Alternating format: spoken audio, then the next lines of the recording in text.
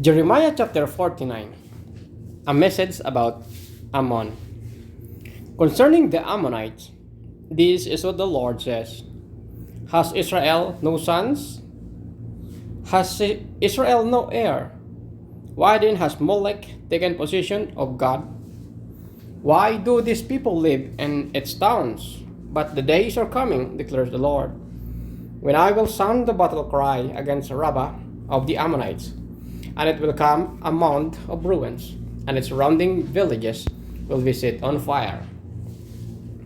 Then Israel will drive out those who drove her out, says the Lord. Wail Heshbon, for Ai is destroyed.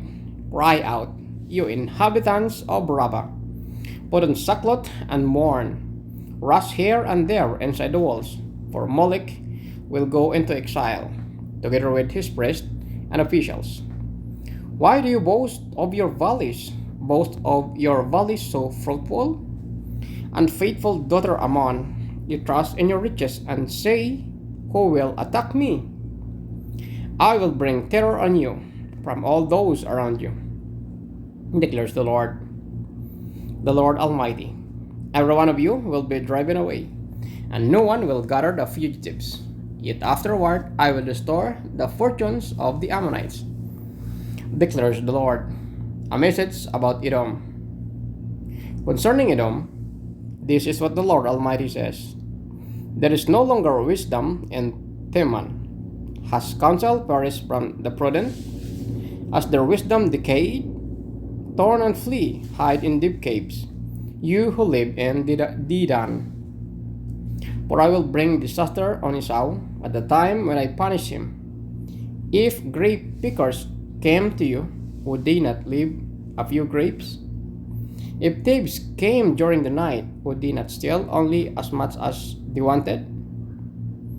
But I will strip Esau bare. I will uncover his hiding places so that he cannot conceal himself. His armed men are destroyed, also his allies and neighbors.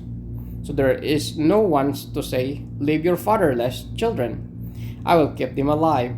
Your widows too can depend on me. This is what the Lord says. If those who do not deserve to drink the cup must drink it, why should you go unpunished? You will not go unpunished, but must drink it. I swear it by myself, declares the Lord, that Bozrah will become a ruin and a curse, an object of horror and reproach, and all its towns will be ruins forever.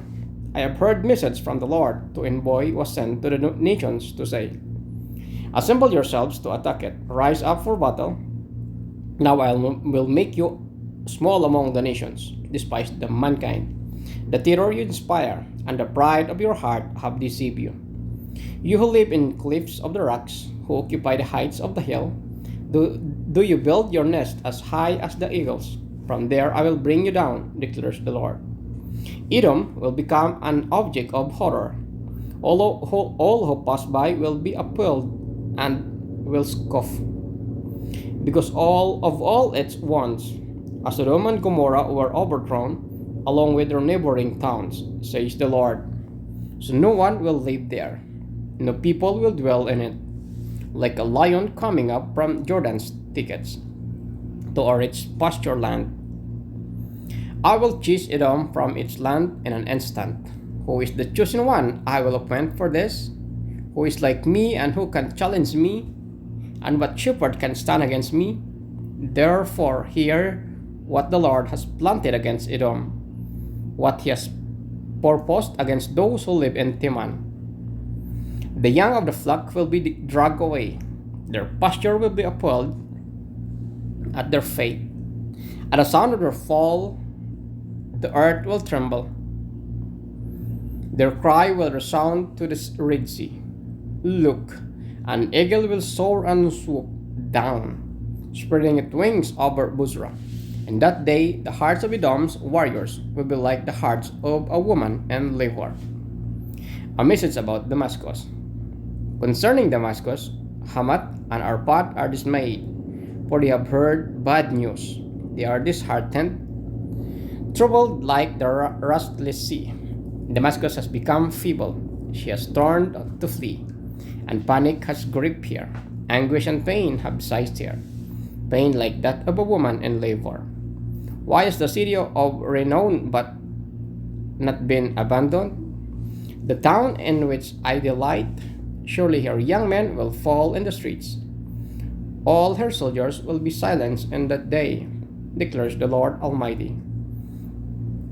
I will set fire to the walls of Damascus.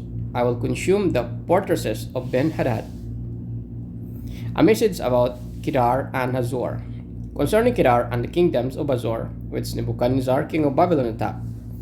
This is what the Lord says: Arise and attack Kedar, and destroy the people of the east. Their tents and their flocks will be taken. Their shelters will be carried off, with all their goods and camels.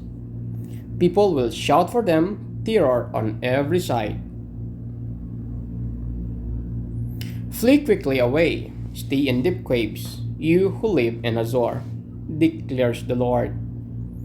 Nebuchadnezzar, king of Babylon, has plotted against you. He has devised a plan against you. Arise and attack a nation at ease, which lives in confidence, declares the Lord. A nation that has neither gates nor bars. Its people live far from danger. Their camels will become plunder, and their large herds will be spoil of war. I will scatter to the winds those who are in distant places, and will bring disaster on them from every side, declares the Lord. Hazor will become a haunt of jackals, and desolate place forever. No one will live there, and the people will dwell in it. A message about Elam. This is what the word of the Lord that came to Jeremiah the prophet concerning Elam. Early in the reign of Zedekiah, king of Judah, this is what the Lord Almighty says: See, I will break the bow of Elam, the mainstay of their might. I will bring against Elam the four winds from the four quarters of heaven. I will scatter them to the four winds, and there will not be a nation where Elam's exiles do not go. I will shatter Elam before their foes, before those who want to kill them. I will bring disaster on them, even my fierce anger, declares the Lord. I will pursue them with a sword until I have made an end of them. I will set my throne in Elam and destroy their king and officials, declares the Lord. Yet I will restore the fortunes of Elam in the days to come, declares the Lord.